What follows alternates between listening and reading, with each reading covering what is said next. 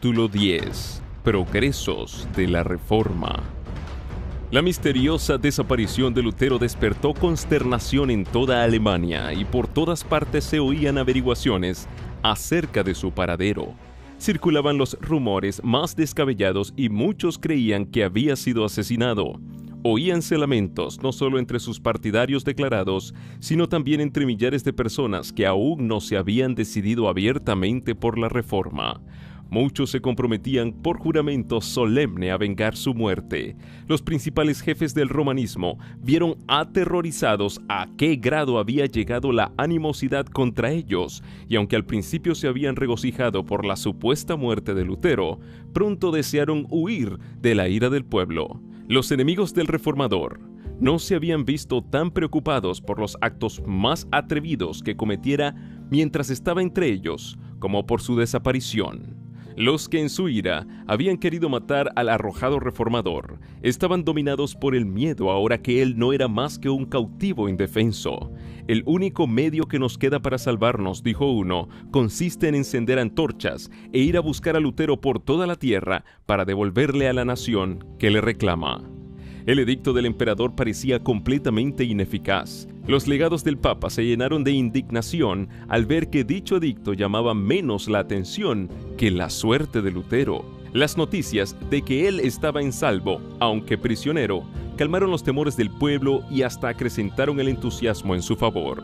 Sus escritos se leían con mayor avidez que nunca antes. Un número siempre creciente de adeptos se unía a la causa del hombre heroico que frente a desventajas abrumadoras defendía la palabra de Dios. La reforma iba cobrando constantemente fuerzas. La semilla que Lutero había sembrado brotaba en todas partes. Su ausencia realizó una obra que su presencia no habría realizado. Otros obreros sintieron nueva responsabilidad al serles quitado su jefe y con nueva fe y ardor se adelantaron a hacer cuanto pudiesen para que la obra tan noblemente comenzada no fuese estorbada.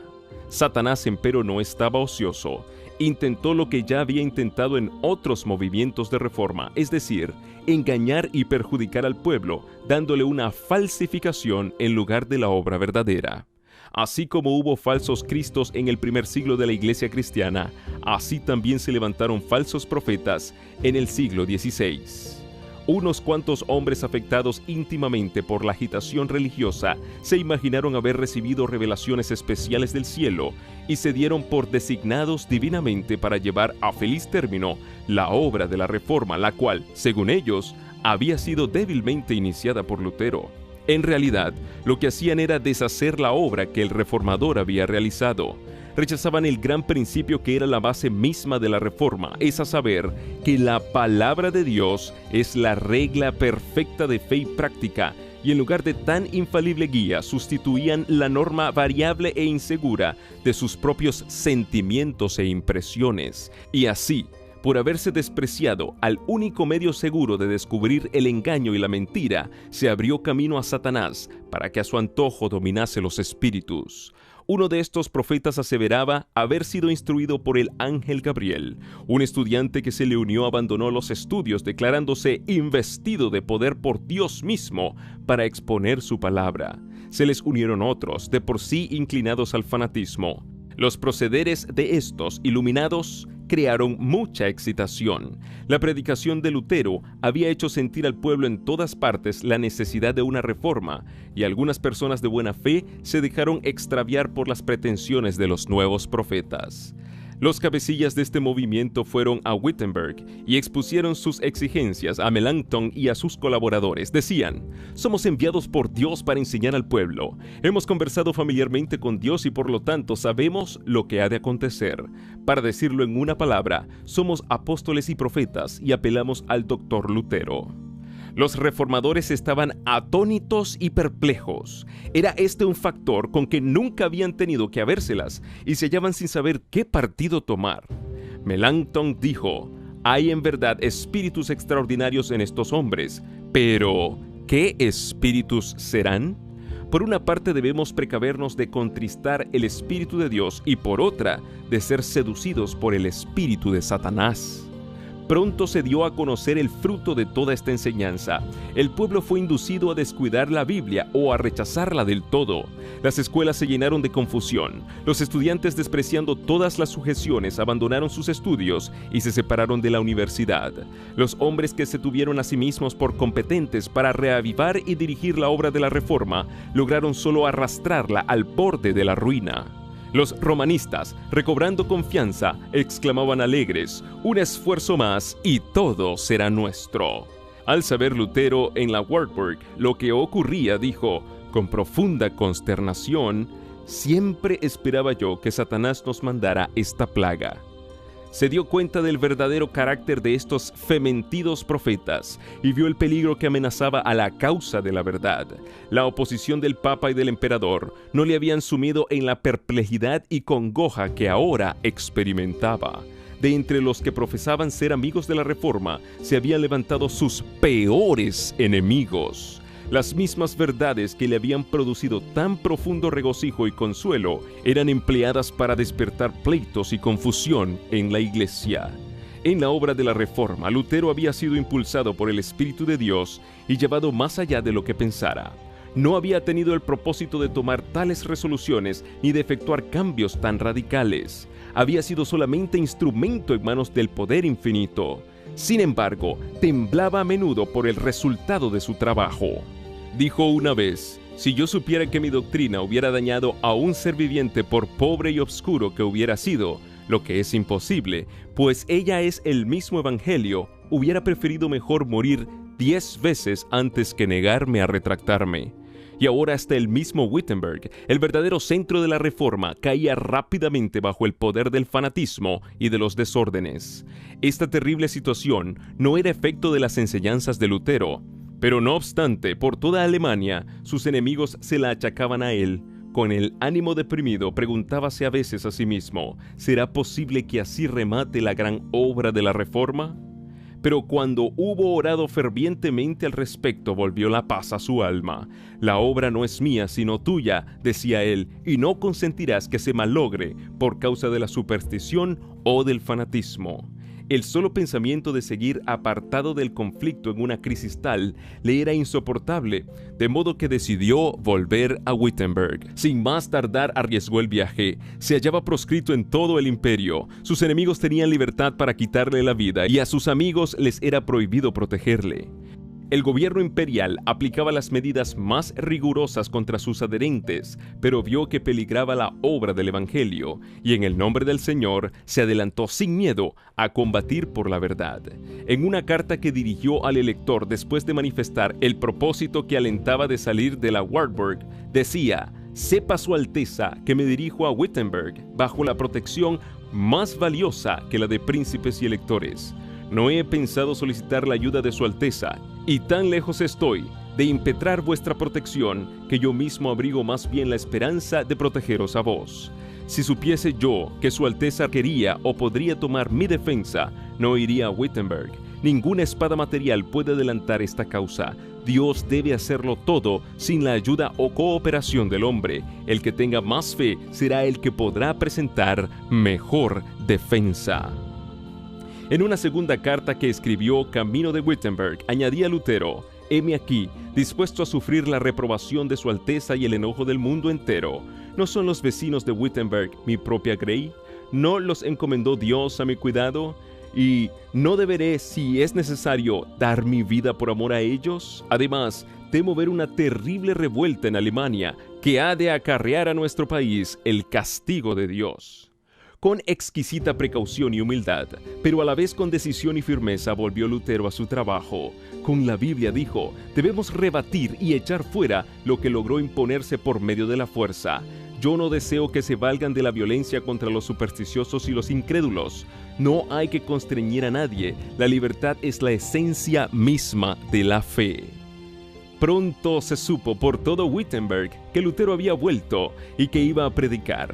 El pueblo acudió de todas partes, al punto que no podía caber en la iglesia. Subiendo al púlpito, instruyó el reformador a sus oyentes. Con notable sabiduría y mansedumbre, los exhortó y los amonestó, refiriéndose en su sermón a las medidas violentas de que algunos habían echado mano para abolir la misa. Dijo: «La misa es una cosa mala. Dios se opone a ella. Debería abolirse y yo desearía que en su lugar se estableciese en todas partes la Santa Cena del Evangelio. Pero no apartéis de ella a nadie por la fuerza. Debemos dejar el asunto en manos de Dios. No somos nosotros los que hemos de obrar, sino su palabra. ¿Y por qué? Me preguntaréis, porque los corazones de los hombres no están en mis manos como el barro en las del alfarero. Tenemos derecho de hablar, pero no tenemos derecho de obligar a nadie. Prediquemos y confiemos lo demás a Dios. Si me resuelvo a hacer uso de la fuerza, ¿qué conseguiré? ¿Fingimientos, formalismo, ordenanzas humanas, hipocresía? Pero en todo esto no se hallará sinceridad de corazón, ni fe, ni amor. Y donde falte esto, todo falta. Y yo no daría ni una paja por celebrar una victoria de esta índole. Dios puede hacer más mediante el mero poder de su palabra que vosotros y yo y el mundo entero con nuestros esfuerzos unidos. Dios sujeta el corazón y una vez sujeto, todo está ganado. Estoy listo para predicar, alegar y escribir, pero a nadie constreñiré, porque la fe es un acto voluntario. Recordad todo lo que ya he hecho. Me encaré con el Papa, combatí las indulgencias y a los papistas, pero sin violencia, sin tumultos. Expuse con claridad la palabra de Dios, prediqué y escribí. Esto es todo lo que hice. Y sin embargo, mientras yo dormía, la palabra que había predicado afectó al papado como nunca le perjudicó príncipe ni emperador alguno. Y sin embargo nada hice, la palabra sola lo hizo todo. Si hubiese yo apelado a la fuerza, el suelo de Alemania habría sido tal vez inundado con sangre. Pero ¿cuál hubiera sido el resultado? La ruina y la destrucción del alma y del cuerpo. En consecuencia, me quedo quieto y dejo que la palabra se extienda a lo largo y a lo ancho de la tierra. Por 7 días consecutivos predicó Lutero a las ansiosas muchedumbres. La palabra de Dios quebrantó la esclavitud del fanatismo. El poder del Evangelio hizo volver a la verdad al pueblo que se había descarriado. Lutero no deseaba verse con los fanáticos cuyas enseñanzas habían causado tan grave perjuicio. Harto los conocía por hombres de escaso juicio y de pasiones desordenadas, y que pretendiendo ser iluminados directamente por el cielo, no admitirían la menor contradicción ni atenderían a un solo consejo ni a un solo cariñoso reproche. Arrogándose la suprema autoridad, exigían de todos que, sin la menor resistencia, reconociesen lo que ellos pretendían. Pero como solicitasen una entrevista con él, consintió en recibirlos y denunció sus pretensiones con tanto éxito que los impostores se alejaron en el acto de Wittenberg. El fanatismo quedó detenido por un tiempo, pero pocos años después resucitó con mayor violencia y logró resultados más desastrosos. Respecto a los principales directores de este movimiento, dijo Lutero, para ellos las Sagradas Escrituras son letra muerta. Todos gritan, ¡el Espíritu, el Espíritu! Pero yo no quisiera ir, por cierto, a donde su Espíritu los guía. Plegue a Dios, en su misericordia, guardarme de pertenecer a una iglesia en la cual solo haya santos. Deseo estar con los humildes, con los débiles, con los enfermos, todos los cuales conocen y sienten su pecado y suspiran y claman de continuo a Dios desde el fondo de sus corazones, para que Él los consuele y los sostenga. Tomás Müntzer, el más activo de los fanáticos, era hombre de notable habilidad que si la hubiesen causado debidamente habría podido hacer mucho bien, pero desconocía aún los principios más rudimentarios de la religión verdadera. Deseaba vehementemente reformar el mundo, olvidando como otros muchos iluminados que la reforma debía comenzar por él mismo. Ambicionaba ejercer cargos e influencia y no quería ocupar el segundo puesto, ni aún bajo el mismo Lutero. Declaraba que, al colocar la autoridad de la Escritura en sustitución de la del Papa, los reformadores no hacían más que establecer una nueva forma de papado, y se declaraba divinamente comisionado para llevar a efecto la verdadera reforma. El que tiene este espíritu, decía Müntzer, posee la verdadera fe, aunque ni por una sola vez en su vida haya visto las Sagradas Escrituras. Los maestros del fanatismo se abandonaban al influjo de sus impresiones y consideraban cada pensamiento y cada impulso como voz de Dios. En consecuencia, se fueron a los extremos. Algunos llegaron hasta quemar sus Biblias exclamando: la letra mata, el espíritu es el que da vida. Las enseñanzas de Münzer apelaban a la afición del hombre a lo maravilloso y de paso daban rienda suelta al orgullo al colocar en realidad las ideas y las opiniones de los hombres por encima de la palabra de Dios. Millares de personas aceptaban sus doctrinas. Pronto llegó a condenar el orden en el culto público y declaró que obedecer a los príncipes era querer servir a Dios y a Belial. El pueblo que comenzaba a emanciparse del yugo del papado tascaba el freno bajo las restricciones de la autoridad civil. Las enseñanzas revolucionarias de Münzer, con su presunta aprobación divina, los indujeron a sublevarse contra toda sujeción y abandonarse a sus prejuicios y a sus pasiones. Siguiéronse las más terribles escenas de sedición y contienda, y los campos de Alemania se empaparon de sangre. La angustia de corazón que Lutero había experimentado hacía tanto tiempo en Erfurt se apoderó de él nuevamente con redoblada fuerza al ver que los resultados del fanatismo eran considerados como efecto de la Reforma. Los príncipes papistas declaraban, y muchos estaban dispuestos a dar crédito al acerto, que la rebelión era el fruto legítimo de las doctrinas de Lutero. A pesar de que estos cargos carecían del más leve fundamento, no pudieron menos que causar honda pena al reformador. Parecíale insoportable que se deshonrase así la causa de la verdad, identificándola con tan grosero fanatismo.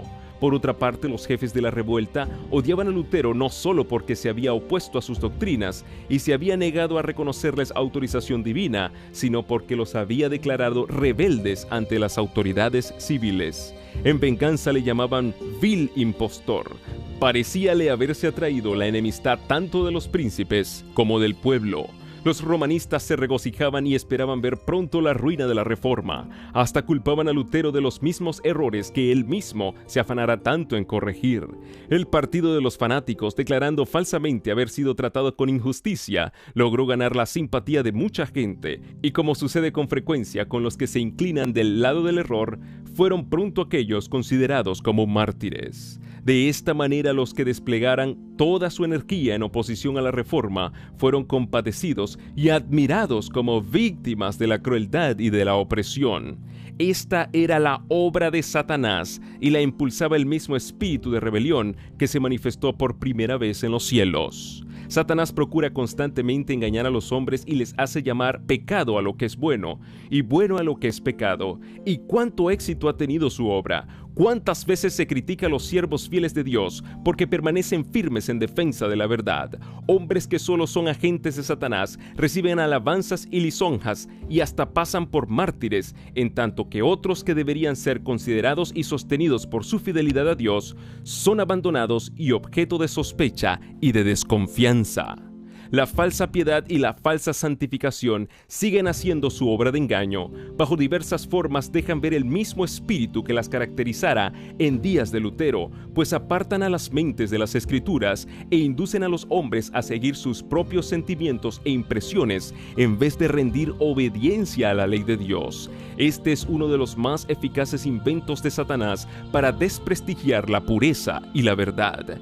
Denodadamente, defendió Lutero el Evangelio contra los ataques de que era objeto desde todas partes. La palabra de Dios demostró ser una arma poderosa en cada conflicto. Con ella combatió el reformador, la usurpada autoridad del Papa y la filosofía racionalista de los escolásticos, a la vez que se mantenía firme como una roca contra el fanatismo que pretendía aliarse con la Reforma. Cada uno a su manera, estos elementos opuestos dejaban a un lado las sagradas escrituras y exaltaban la sabiduría humana como el gran recurso para conocer la verdad religiosa. El racionalismo hace un ídolo de la razón y la constituye como criterio religioso. El romanismo, al atribuir a su soberano pontífice una inspiración que proviene en línea recta de los apóstoles y continúa invariablemente a través de los tiempos, da amplia oportunidad para toda clase de extravagancias y corrupciones que se ocultan bajo la santidad del mandato apostólico. La inspiración a que pretendían Münzer y sus colegas no procedía sino de los desvaríos de su imaginación, y su influencia subvertía toda autoridad, humana o divina. El cristianismo recibe la palabra de Dios como el gran tesoro de la verdad inspirada y la piedra de toque de toda inspiración. A su regreso de la Wartburg, terminó Lutero su traducción del Nuevo Testamento y no tardó el Evangelio en ser ofrecido al pueblo de Alemania en su propia lengua.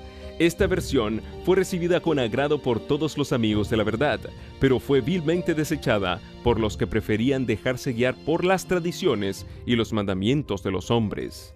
Se alarmaron los sacerdotes al pensar que el vulgo iba a poder discutir con ellos los preceptos de la palabra de Dios y descubrir la ignorancia de ellos. Las armas carnales de su raciocinio eran impotentes contra la espada del Espíritu. Roma puso en juego toda su autoridad para impedir la circulación de las Santas Escrituras, pero los decretos, los anatemas y el mismo tormento eran inútiles. Cuanto más se condenaba y prohibía la Biblia, mayor era el afán del pueblo por conocer lo que ella enseñaba. Todos los que sabían leer deseaban con ansia estudiar la palabra de Dios por sí mismos. La llevaban consigo, la leían y releían, y no se quedaban satisfechos antes de saber grandes trozos de ella de memoria. Viendo la buena voluntad con que fue acogido el Nuevo Testamento, Lutero dio comienzo a la traducción del Antiguo y la fue publicando por partes conforme las iba terminando. Sus escritos tenían aceptación en la ciudad y en las aldeas. Lo que Lutero y sus amigos escribían, otros se encargaban de esparcirlo por todas partes. Los monjes que habían reconocido el carácter ilegítimo de las obligaciones monacales y deseaban cambiar su vida de indolencia por una de actividad, pero se sentían muy incapaces de proclamar por sí mismos la palabra de Dios, cruzaban las provincias vendiendo los escritos de Lutero y sus colegas. Al poco tiempo, Alemania pululaba con estos intrépidos colportores. Estos escritos eran estudiados con profundo interés por ricos y pobres, por letrados e ignorantes. De noche los maestros de las escuelas rurales los leían en alta voz a pequeños grupos que se reunían al amor de la lumbre. Cada esfuerzo que en este sentido se hacía convencía a algunas almas de la verdad, y ellas a su vez, habiendo recibido la palabra con alegría, la comunicaban a otros. Así se cumplían las palabras inspiradas: la entrada de tus palabras alumbra, a los simples les da inteligencia. Salmos 119, 130. El estudio de las Sagradas Escrituras producía un cambio notable en las mentes y en los corazones del pueblo. El dominio papal les había impuesto un yugo férreo que los mantenía en la ignorancia y en la degradación. Con escrúpulos supersticiosos observaban las formas, pero era muy pequeña la parte que la mente y el corazón tomaban en los servicios. La predicación de Lutero, al exponer las sencillas verdades de la palabra de Dios y la palabra misma, al ser puesta en manos del pueblo, despertaron sus facultades aletargadas y no solo purificaban y ennoblecían la naturaleza espiritual, sino que daban nuevas fuerzas y vigor a la inteligencia.